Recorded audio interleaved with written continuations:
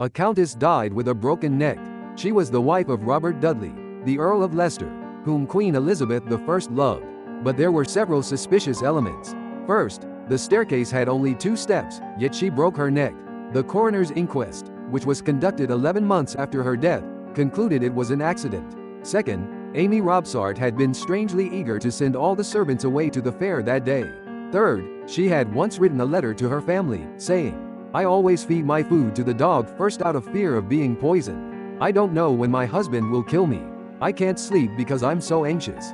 Fourth, in April 1559, just a year before Amy's death, the Spanish Duke of Feria recorded the following atmosphere at the English court. "They say the Queen visits Robert Dudley's room every day, and the Queen is waiting for his wife, who was suffering from a disease in one breast, to die so she can marry him."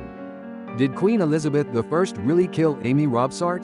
Robert Dudley was charming and kind to women, tall, and had a dark complexion, earning him the nickname Gypsy.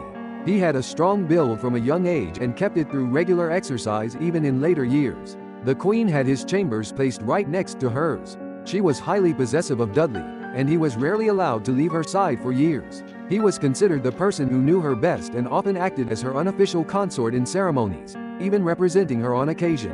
Her brother-in-law, Philip II of Spain, said, "Elizabeth will die an old maid if she doesn't marry Robert Dudley." But Robert Dudley had a wife, Amy Robsart, a noblewoman from a wealthy family. On the morning of September 8, 1560, a fair was being held in Abingdon. According to Dudley's steward, Thomas Blunt, Amy was very eager to send the servants to the fair that day. She became furious when any of them made excuses to stay behind. When the servants returned, Lady Dudley was already lying dead at the foot of the stairs. Amy was 28 years old at the time. She had long been living in extreme fear, writing letters to her father, Sir John Robsart, her half-brother Arthur, and her cousin Spencer Robsart. Alarmed, they even assigned men to watch over her. But after her sudden and tragic death, the Robsart family was convinced that Robert Dudley had murdered her. They hated him for life. Her father, John Robsart, though only a minor noble, didn't stay silent. He submitted a petition to the royal court, pleading that his daughter had been killed by her husband. The suspicious death of the Countess quickly spread through English high society, and dangerous whispers followed. Thomas Blunt later described Lady Dudley as having a strange mind. In a conversation with her maid, Mrs. Pictou, Blunt suggested she may have had suicidal thoughts. Pictou replied, "She was a good, virtuous gentlewoman, and daily would pray upon her knees and several times. I heard her pray to God to deliver her from desperation."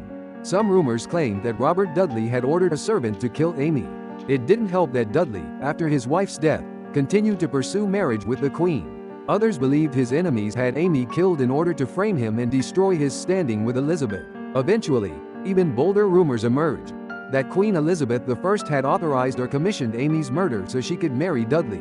The scandal spread abroad, to Russia, France, and elsewhere, fueling international gossip that Elizabeth and Dudley had conspired to kill Amy Robsart. The French ambassador even complained in a letter that he was being ridiculed over the widespread rumors. The coroner's verdict, pronounced at the local assizes on August 1, 1561, was as follows. Lady Amy Dudley, being alone in a certain chamber, accidentally fell precipitously down the adjoining stairs to the very bottom.